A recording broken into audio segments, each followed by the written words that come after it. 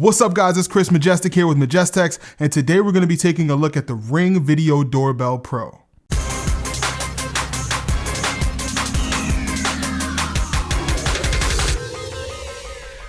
So the Ring Video Doorbell Pro is going to be Ring's latest addition to their lineup of HD cameras, following behind the Ring Stick-Up Cam and the original Ring Doorbell. So it's going to come with 5 GHz Wi-Fi, two-way audio communication, 1080p video, and advanced night vision. So instead of Ring giving you the tough decision of choosing a color when you're in the store buying it, they decided to include 4 different faceplate covers in the box, so that's nice. The Video Pro is gonna be wired only, so you're not gonna be able to use the Video Pro unless you actually have wires there for your doorbell. The doorbell itself is going to be considerably smaller than the original Video Doorbell. It's going to come with pretty much everything you need for installation, including a screwdriver, a wiring kit, and a drill bit. Another thing that's included here is what they call a night vision booster, and this is going to be wired in line with the power for the doorbell, usually wired to your mechanical door chime if you have one. So the doorbell is going to be set up and managed all through your mobile phone. Now I do have to say I had some installation issues. Even though I had everything wired correctly, the night vision booster, when it was connected, caused my doorbell not to chime. Now, when I removed the night vision booster, it kind of worked. And I say kind of because instead of getting a ding dong, I was just getting a ding.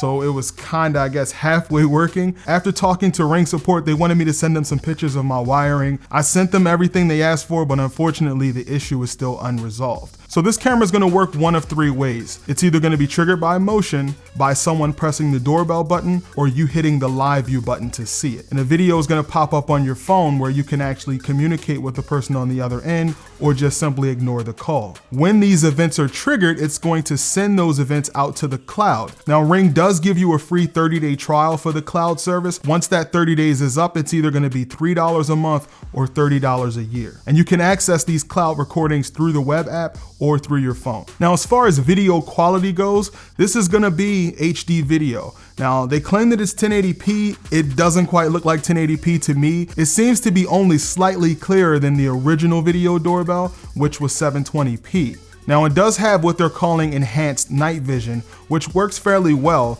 The only issue I have with the night vision is that it pretty much shows up in black and white. Now, I think I actually prefer the original Video Doorbell for night vision since it showed more color with the same amount of light. That's gonna be more of a matter of preference, and I'll let you decide that. Another thing about the video is that the field of view isn't as wide as the original doorbell. It's not gonna be much of a problem because the field of view is plenty wide. However, the original doorbell pretty much had 180-degree field of view. The microphone actually has some pretty decent noise cancellation.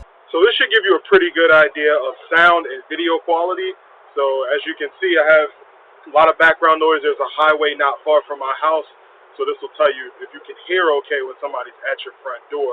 The only issue is that the speaker isn't really all that loud, so the person on the other end sometimes has a hard time hearing me. The one place where this thing really shines is going to be the new implementation of the motion detection system. So instead of using just a perimeter motion detection, this actually allows you to use the video frame and select zones within the frame.